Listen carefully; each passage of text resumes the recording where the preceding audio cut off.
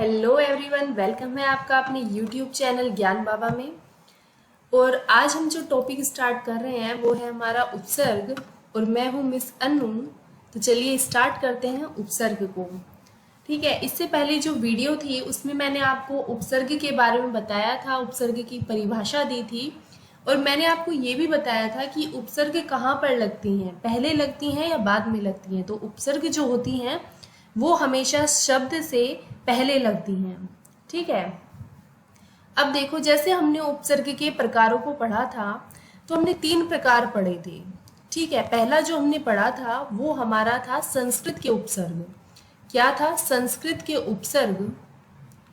ठीक है, जो दूसरा हमने पढ़ा था वो होता था हिंदी के उपसर्ग। ठीक है, हिंदी के उपसर्ग। और तीसरा जो इसका प्रकार होता है वो होता है आगत उपसर्ग। आगत उपसर्ग। अब देखिए, जो ये संस्कृत की उपसर्ग थी उन्हें हम पढ़ चुके थे इससे पहले वीडियो में, और इस वीडियो में आज हम पढ़ेंगे हिंदी के उपसर्ग को और आगत उपसर्ग को कि ये क्या होती है। ठीक है, तो हम स्टार्ट करते हैं सबसे पहले हिंदी की उपसर्ग को।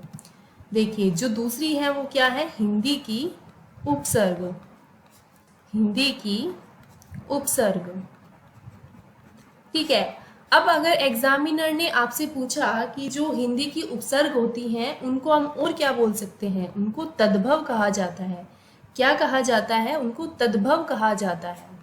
ठीक है, अब अगर एग्जामिनर आपसे क्वेश्चन करता है, और ये मोस्ट इम्पोर्टेंट है कि अगर एग्जामिनर आपसे कुल उपसर्ग के बारे में पूछता है कि हिंदी में कुल उपसर्ग कितनी होती हैं, तो आपको बताना है कि 13 होती हैं। ठीक है, आपको 13 पे टिक लगाना है। लेकिन अगर एग्जामिनर ने क्वेश्चन यहाँ पे चेंज कर दिया और उसने पूछ लिया कि हिंदी की मूल उपसर्ग बताओ कि मूल उपसर्ग कितनी होती है, तो आप क्या बताओगी? मूल उपसर्ग आप वहां पर 10 बताओगी। ठीक है, ध्यान से करना है इस क्वेश्चन को, कभी इसका उल्टा कर दो। ठीक है, जिसमें 10 लिखना है उसमें 13 कर दो, जिसमें ठीक है ऐसे नहीं करना है। जो कुल पूछा है तो 13 लगाना है और मूल पूछा है तो 10 लगाना है। ओके, अब हम 1 बाय 1 देखते हैं हिंदी की उपसर्ग को। पहली जो हिंदी की उपसर्ग होती है वो होती है ए, जिसका अर्थ क्या होता है? अभाव, या फिर इसका और अर्थ होता है वो होता है निषेध। निषेध। ठीक है, तो आप ऐसे कौन कौन से शब्द बना सकते हैं? आप बहुत से ऐसे शब्द बना सकते हैं जो ऐसे बनने वाले हैं। जैसे कि अगर मैंने यहाँ पे लिख दिया अमोल, अमोल, तो यहाँ पे आप देख सकते हैं कि मोल से पहले मैंने ए को जोड़ा है, और ये ए क्या है? ये ए जो है वो उपसर्ग है, और वो भी कैसी? हिंदी की उपसर्ग है। ठीक है, अब जैसे कि मैंने लिख दिया अबल, अबल। ठीक है, अब आप दूसरी देखिए, दूसरी क्या होती है हिंदी की उपसर्ग? अध। अध का मतलब होता है आधा, और ये वर्ड आपने कई बार सुना होगा, अध। अध का मतलब होता है आधा। जैसे कि हम बोल देते हैं कि भाई अध पका, या फिर हम बोल सकते हैं अध कचरा, अध कचरा। क्लियर? अब देखिए, जो थर्ड है वो क्या है? अन। थर्ड है जो हिंदी की उपसर्ग है वो है अन, और इसका अर्थ क्या होता है? इसका अर्थ होता है निषेध। ठीक है, जैसे अगर मुझे अन से कोई शब्द बनाना है तो मैंने बना दिया अनजान, अनजान। आप और कुछ भी बना सकते हैं, जैसे आप बना सकते हैं अनमोल, अनमोल। ठीक है, शब्द बनाने तो आसान है लेकिन आपको इनके अर्थों को याद करना होगा। ओके, अब हम देखते हैं फोर्थ। फोर्थ जो हिंदी की उपसर्ग होती है वो होती है उन, और उन का अर्थ क्या होता है? उनका अर्थ होता है एक कम, एक कम। जैसे कि सपोज करो, मैं आपको यहाँ पे समझा देती हूँ। जैसे मैंने लिख दिया 30, मैंने लिख दिया 29, तो 29 ये है, 29 है, और ये किससे कम है? 30 में, 30 में एक कम है, तो मैंने लिख दिया 29। ठीक है, तो 30 में अगर एक कम है तो उसका मतलब क्या है? 29 है। 30 से एक कम है ना, 29। अब आप देखिए, जैसे मैंने लिख दिया 49, 49, 69, 69, और ये हो गया 39। तो मैं यहाँ पे आपको काउंटिंग लिख के बता रही हूँ, ठीक है। तो इनमें क्या हो गया, एक कम है, जैसे कि मैंने अभी समझाया भाई ये 30 है, 30 में एक कम हो जाएगा तो क्या बनेगा, 29 बनेगा। तो एक कम होगा इसमें हमेशा। अब हम देखते हैं पांचवी हिंदी की उपसर्ग जो होती है औ।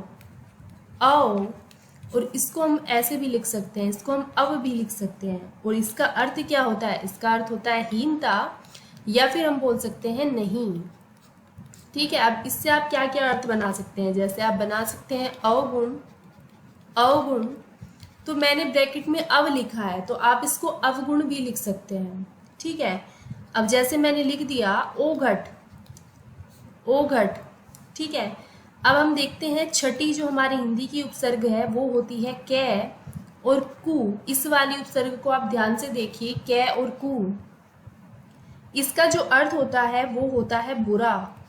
बुरा, और इससे क्या क्या शब्द बना सकते हैं, जैसे कि अगर मैं कु से बनाऊं तो कु से क्या शब्द बनेगा, जैसे मैंने लिख दिया कुपुत्र। और अगर मैं कै से बनाना चाहूं तो क्या बन जाएगा, कलंक बन जाएगा। ओके, तो यहाँ तक हमारी 6 तो हो गई हैं। अब हम आगे देखते हैं 7th जो हमारी हिंदी की उपसर्ग है वो होती है दू। क्या होती है, दू। और दू का मतलब क्या होता है, दू का अर्थ क्या होता है, बुरा या फिर होता है कम, ठीक है। तो दू से आप क्या बना सकते हैं, दू से आप कुछ भी बना सकते हैं। आप दुबला बना सकते हैं और आप दुलारा बना सकते हैं, और बहुत से वर्ड ऐसे हैं जो आप दू से बना सकते हैं, है ना। अब 8 देखिए, 8 क्या है, नी। नी का मतलब क्या होता है, नी का अर्थ होता है कमी या फिर होता है नहीं, ठीक है। इससे आप कौन कौन से शब्द बनाएंगे, जैसे आप बना सकते हैं वही निकम्मा आप बना सकते हैं इससे, और आप क्या बना सकते हैं, निडर भी बना सकते हैं। अब जरूरी तो नहीं है कि जो वर्ड मैंने आपको लिख के दिए हैं आप वो ही बनाएं, ठीक है, आप कुछ भी वर्ड बना सकते हैं। अब 9th देखिए, 9th जो हिंदी की उपसर्ग होती है वो क्या होती है, बिन होती है। और बिन का मतलब क्या होता है, बिन का मतलब होता है बिना या फिर होता है निषेध, ठीक है। अब बिन से आप क्या बनाओगे, जैसे आप बिन जाना, बिन जाना ये बना सकते हो, बिन जाना। अब अगर हम 10वीं उपसर्ग की बात करें तो वो होती है भर, और भर का अर्थ क्या होता है, पूरा। तो इससे हम क्या क्या शब्द बना सकते हैं, हम बना सकते हैं भरपेट, हम बना सकते हैं भरपूर, ठीक है, हम बना सकते हैं भरमार, ठीक है। आप बहुत से ऐसे शब्द बना सकते हैं जिनके स्टार्टिंग में भर आता होगा। अब देखिए जो 11वीं उपसर्ग होती है हिंदी की वो होती है से। इसको भी आप ध्यान दीजिए, इस पे शे और सू, ठीक है। से और सू का जो अर्थ होता है वो क्या होता है, अच्छा होता है ना।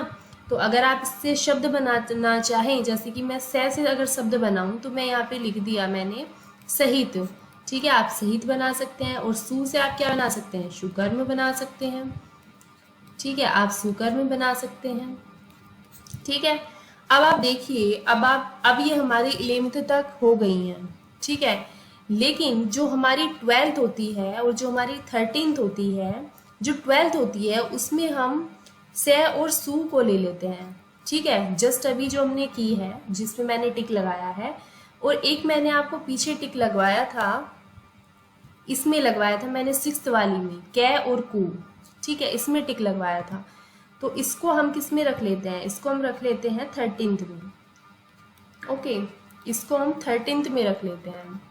अब देखिए, अब यहाँ से देखिए, मैंने आपको सबसे स्टार्टिंग में जब मैंने ये टॉपिक स्टार्ट कराया था तो मैंने आपको मूल और कुल उपसर्ग के बारे में बताया था, ठीक है।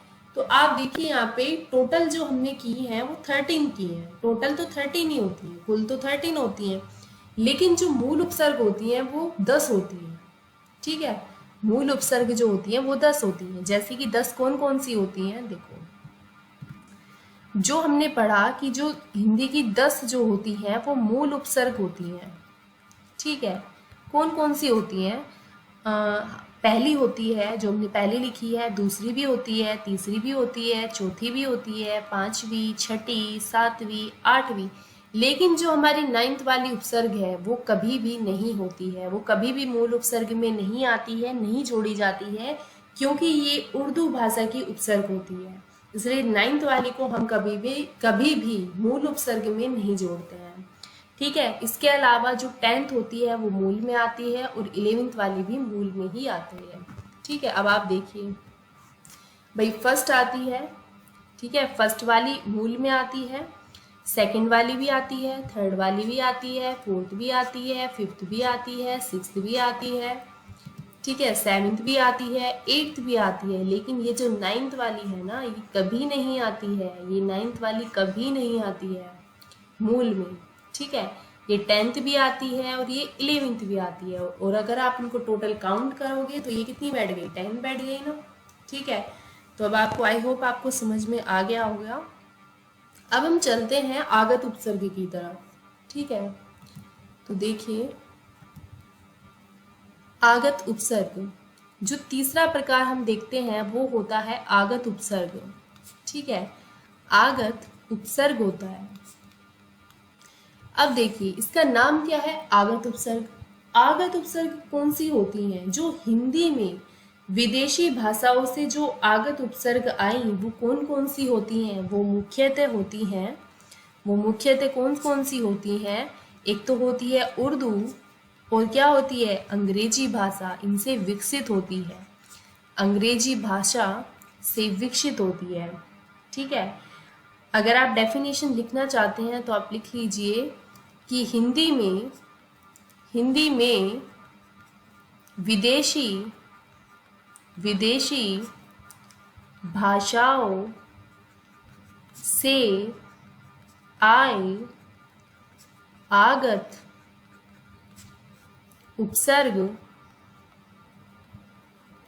मुख्यतः उर्दू और अंग्रेजी भाषा से विकसित हुए हैं, जो इस प्रकार हैं, या आप लिख सकते हैं कि जो निम्न है। ओके, अब आप देखिए ये तो बहुत सिंपल है, उर्दू की उपसर्ग और अंग्रेजी की उपसर्ग। ठीक है, इधर हम देख लेते हैं उर्दू की उपसर्ग।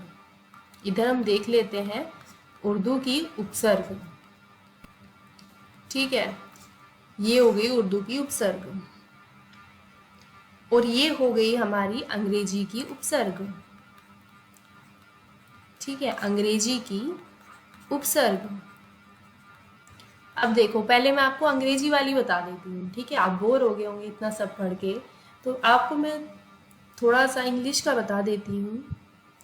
जैसे कि देखो, मैं आपको इसमें एक दो करा देती हूँ, आपको समझ में आ जाएगा कि अंग्रेजी की उपसर्ग कौन सी होती है। जैसे कि मैंने लिख दिया हाफ, आप बोलते हो ना हाफ कप टी, ठीक है, हाफ रोटी, ऐसे बोलते हो। तो हाफ का मतलब क्या होता है इंग्लिश में हम हाफ बोलते हैं, लेकिन उसका मतलब क्या होता है हिंदी में, आधा होता है ना। तो आप इससे क्या क्या शब्द बना सकते हैं, आप बना सकते हैं हाफ शर्ट बना सकते हैं, आप हाफ पैंट बना सकते हैं, आप कुछ भी ऐसा बना सकते हैं जिस शब्द में स्टार्टिंग में हाफ आता होगा। ओके, अब देखिए जैसे कि मैंने बोल दिया चीफ, तो चीफ हम इंग्लिश में बोलते हैं, चीफ हमारा इंग्लिश का वर्ड है। और चीफ को हिंदी में क्या कहा जाता है, चीफ को हिंदी में बोला जाता है प्रमुख। ठीक है, और ये तो बहुत आसान है, अगर आपको चीफ से वर्ड बनाना है तो आप क्या बनाएंगे, चीफ मिनिस्टर। ठीक है, चीफ मिनिस्टर। उसके बाद अगर मैं बात करूं तो अगर मैंने लिख दिया हेड का मतलब क्या होता है, हेड वो वाला हेड नहीं जो आप सोच रहे हो, हेड सिर वाला नहीं, जो हेड होता है हेड, तो उसको हम इंग्लिश में हेड बोलते हैं, लेकिन हम हिंदी में उसको मुख्य बोलते हैं। ओके, तो इससे हम क्या शब्द बना सकते हैं, हम बना सकते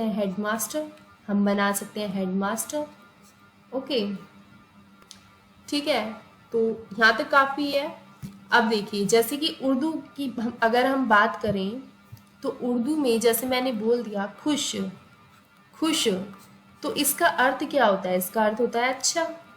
ठीक है, इससे हम क्या शब्द बनाएंगे, इससे हम शब्द बनाएंगे, जैसे हमने बना दिया खुशबू। ठीक है, हम बना सकते हैं इसमें खुशहाल। ठीक है, अब दूसरा देखिए, दूसरा क्या होता है, ना का अर्थ क्या होता है, अभाव। ठीक है, इससे हम क्या क्या शब्द बना सकते हैं, हम बना सकते हैं ना समझ, और हम बना सकते हैं नाराज, और अगर मैं बात करूँ तीसरी उर्दू की उपसर्ग की तो वो होती है हर। हर का अर्थ क्या होता है? प्रत्येक। और इससे आप क्या शब्द बना सकते हैं? आप बना सकते हैं हर एक, या आप बना सकते हैं हर रोज। हर रोज। ओके। अब देखिए, अब हमने इधर लिखी है उर्दू की, इधर लिखी है हमने उर्दू की, इधर उर्दू की और इधर इंग्लिश की लिखी है, अंग्रेजी की लिखी है। तो कितनी कितनी हो गई हमारी? 3 तो हमारी उर्दू की हो गई हैं, 3 हमारी अंग्रेजी की हो गई हैं। तो कुछ और देख लेते हैं। जैसे हम चौथी देख लेते हैं उर्दू की, तो वो होती है जैसे कि कम।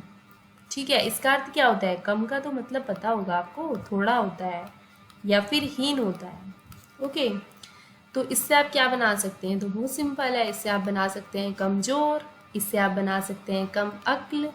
ओके, अब देखिए फिफ्थ वाला, देखिए आप, फिफ्थ वाला होता है दर, और इसका अर्थ क्या होता है? में। तो इससे आप शब्द क्या बना सकते हैं? इससे आप शब्द बना सकते हैं दरअसल, दरअसल, या आप बोल सकते हैं दरकार, दरकार। ओके, अब चलिए इतनी काफ़ी है। ओके, अब हमने 3 अंग्रेजी की पढ़ ली थी, अब एक और देख लीजिए अंग्रेजी की। जैसे कि फुल। फुल का मतलब क्या होता है? आपने सुना होगा कि इसको फुल कर दो, इसको फुल कर दो। ठीक है, या फिर फुल शर्ट पहन लो, या फिर फुल, ये सब जो फुल है, इसका मतलब, कहने का मतलब है कि जो फुल होता है उसका हिंदी अर्थ क्या होता है? पूरा। ठीक है, पूरा। कई बार आप जब टीवी वगैरह देखते होंगे तो आपने सुना होगा कि वॉल्यूम को फुल कर दो, फुल कर दो। तो फुल का मतलब क्या होता है? पूरा कर दो। ठीक है, तो फुल यानी कि पूरा। तो इससे हम बना सकते हैं फुल शर्ट। ठीक है, फुल शर्ट, या और भी कुछ आप बना सकते हैं फुल से। अब देखिए, जैसे कि फिफ्थ की अगर मैं बात करूं तो ये होता है डबल। डबल का तो मतलब आप समझ गए होंगे, डबल हम इंग्लिश में बोलते हैं, लेकिन वो होता क्या है? डबल का मतलब हिंदी में क्या होता है? दुगना होता है। ठीक है, जैसे आप बोल सकते हैं डबल रोटी, डबल रोटी, या बोल सकते हैं डबल बेड, डबल बेड। ठीक है, तो आज की वीडियो में इतना ही। अगर आपको आज की वीडियो अच्छी लगी हो तो इसे लाइक करें, शेयर करें और सब्सक्राइब करना ना भूलें। Okay, thank you.